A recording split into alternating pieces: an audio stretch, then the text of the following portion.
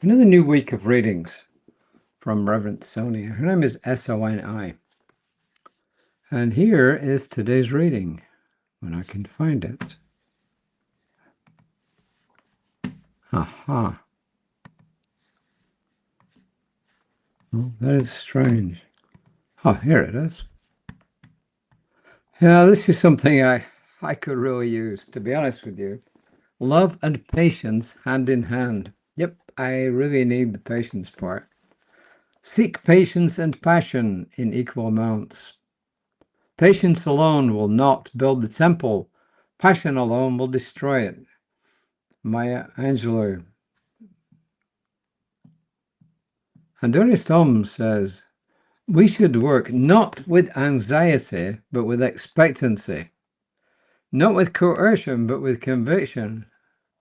Not through compulsion, but in a state of conscious recognition and receptivity. We do not have to drive or push, but we must accept and believe.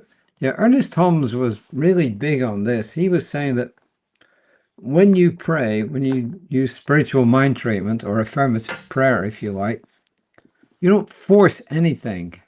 You know, you're not doing it with force of will.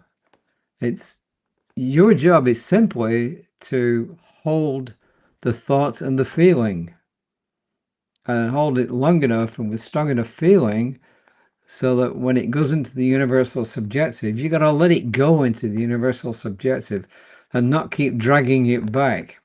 You know, so thought plus feeling, let it go. If you have to do it again, thought plus feeling, but you don't drag it back. You have the patience to allow the thing to unfold in its own due time. That's what he's saying here. That was on page 58 of the Science of Mind textbook. And this once again, this is our writer, Reverend Soni.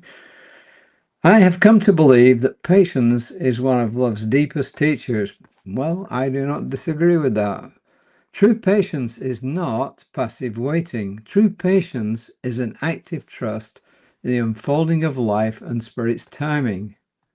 When we're caught in urgency or frustration, yep, it's easy to react as though answers or outcomes should appear instantly.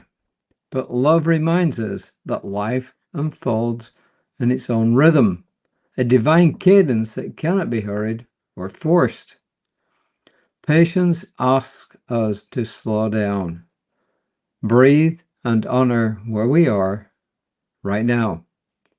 Patience invites us to be present with what is, even when the pace seems slow or uncertain. Today, notice each time when you get hurried or feel hurried, you feel unsettled or you feel restless. Instead of pushing through those feelings, take a moment to pause. Bring your awareness to your breath and gently invite love into your inner landscape. Love replaces urgency with calm reverence, that is, reminding us that every moment holds meaning. Patience and love walk hand in hand. Love brings peace, and patience allows us that peace to deepen into wisdom. In the silence of waiting, we learn to listen for Spirit's gentle whisper, trusting that what is meant for us will come in its due time. In the stillness, we become aware that spiritual growth isn't measured by speed, but by depth.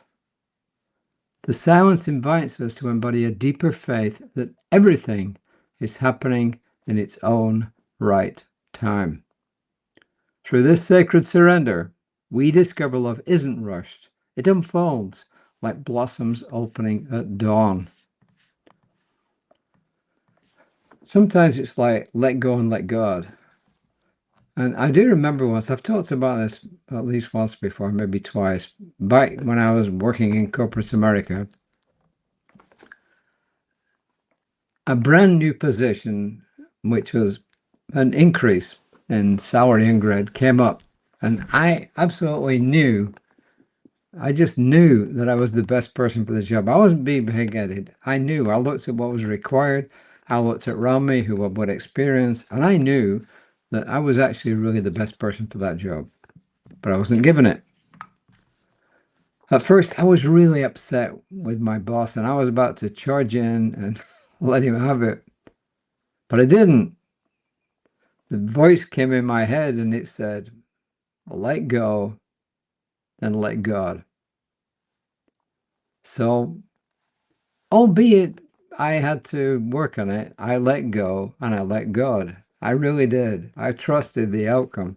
Well, lo and behold, a couple of months later, my boss called me into his office and said, there's a new position that's opening up, and I want you to take this new position. It's actually a 2-grade increase, not 1. He said, I knew you wanted that last job. And I was kind of surprised you didn't come and tell me. But he said, the truth is, had I given you that new job, you would have had to wait a year because of the rules for another grade increase and salary increase. But because I knew this particular job was coming up, and it was a 2-grade increase, not 1, I decided you were the perfect person for the job. So I decided to let someone else have that job who was slightly less qualified, or probably quite a bit less qualified than you were. And that is the reason. And that is one time when I let go, I let God, I trusted, I had patience.